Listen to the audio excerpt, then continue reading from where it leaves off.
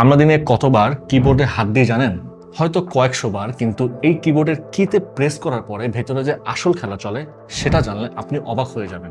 আজকে আমরা একদম ভেতর থেকে জানবো কিবোর্ড কিভাবে কাজ করে, কিভাবে কি ক্যাপে প্রেস করলে সেটা মিলি সেকেন্ডের মধ্যে কম্পিউটারে পৌঁছে যায়। তাহলে শুরু করা যাক।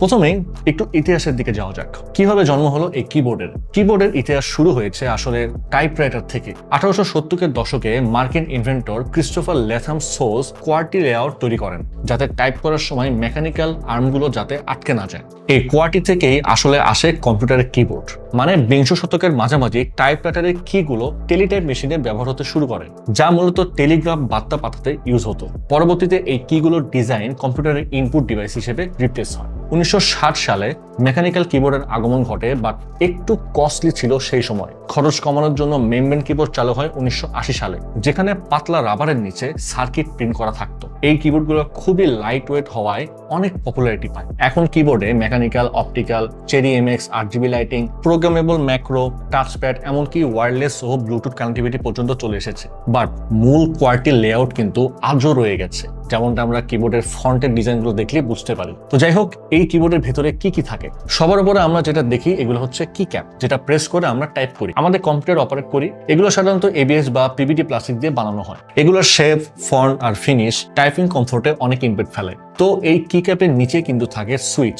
মেইন খেলাটা এটা দিয়ে খেলা হয়। আমরা যখন কি ক্যাপ প্রেস করি তখন এই সুইচের মাধ্যমে সিগন্যাল রেজিস্টার করায়। এখন আপনি নিশ্চয়ই শুনেছেন মেমব্রেন, মেকানিক্যাল বা অপটিক্যাল, এই তিনটি মেইন ক্যাটাগরির কিবোর্ডের কথা। এগুলো কিন্তু ডিপেন্ড করে এই সুইচের উপর। এখন কিভাবে ক্লাসিফিকেশন হয় সেটা আমরা আগের ভিডিওতে এক্সপ্লেন করেছি, দেখতে চাইলে এই আই বাটনে প্রেস করতে পারছেন। আচ্ছা, তারপর আসছে হলো প্লেট। সুইচের উপরে সাপোর্ট দেওয়ার জন্য মেটাল বা প্লাস্টিকের শীট। মেটাল প্লেট হলে সাউন্ড সলিড হয়, প্লাস্টিক হলে হালকা ও ফ্লেক্সিবল।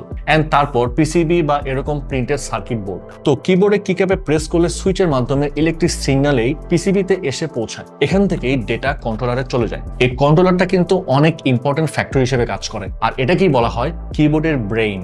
এটার কাজ আমাদের প্রেস করা কিগুলোকে ডিকোড করে কম্পিউটারে পাঠানো।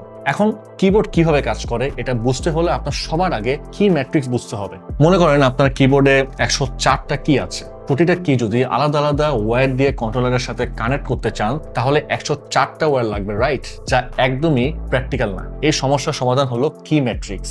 এখানে কিগুলো সরাসরি আলাদা আলাদা করে ওয়্যার দিয়ে না, বরং রো আর কলাম আকারে কানেক্ট থাকে। এখন যেই 104টা কি আপনার কিবোর্ডে আছে, এগুলোকে 8টা রো আর 13টা কলাম ইউজ করে সব কিগুলো কানেক্ট করতে হয়। তাহলে মোট ওয়্যার লাগবে মাত্র 8 + 13 = 21টা। তো আপনি যখন কি প্রেস করবেন তখন সেই রো আর কলামের মাঝে একটা ইলেকট্রিক কানেকশন তৈরি হয়। যেমন রো 3 আর কলাম 5 কানেক্ট হয়েছে F কিতে, আবার রো 2 আর কলাম 8 কানেক্ট হয়েছে K কিতে।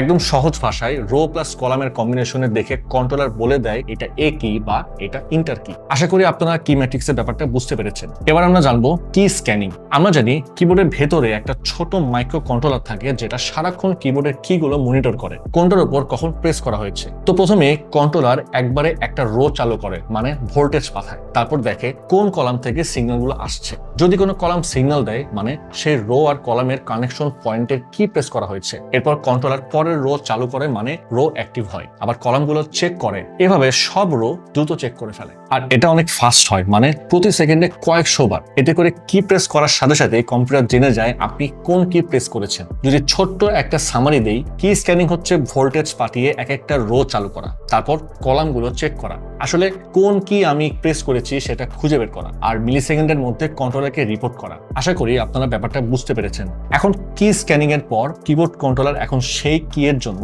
একটা কোড বানায়, যেটাকে বলে স্ক্যান কোড। লাইক এ কি এর জন্য কোড হতে পারে 0x1c, মানে একটা হেক্সাডেসিমাল নাম্বার। এরপর এই স্ক্যান কোড USB বা PS2 বা ওয়্যারলেস যেভাবে কানেক্টেড সেই চ্যানেল দিয়ে কম্পিউটারে পাঠানো হয়। এরপর আমাদের operating system like Windows, Mac OS, Linux সেই স্ক্যান কোড দিয়ে কিবোর্ড লেআউট ফাইল দেখে বের করে এটা কোন কি বা কমান্ড, এক কথায় ডিকোড করে আর কি। যেমন 0x1c এর হেক্সাডেসিমাল নাম্বার ডিকোড করলে আসবে A, এন্ড এই OS কোড শেষ হলে সেটা চলে যাবে অ্যাপ্লিকেশন অ্যাকশনে, যেমনটা আমরা প্রতিনিয়ত কম্পিউটিং এর সময় করে থাকি। কিবোর্ড দিয়ে কত কত অ্যাপ্লিকেশন রান করি, গেমস খেলি, কোডিং করি। তো আজকের ভিডিওতে আমরা জানলাম একটা কিবোর্ড কিভাবে কাজ করে, এর ভেতরে কি কি থাকে। যদি ভিডিও ভালো লাগে অবশ্যই শেয়ার করতে ভুলবেন না, আর কোয়েরিজ থাকলে অবশ্যই কমেন্ট করবেন। তো আজকে যাচ্ছি, দেখা হবে পরে কোনো ভিডিওতে নতুন কোনো টপিক নিয়ে। সে পর্যন্ত ভালো থাকুন, সুস্থ থাকুন।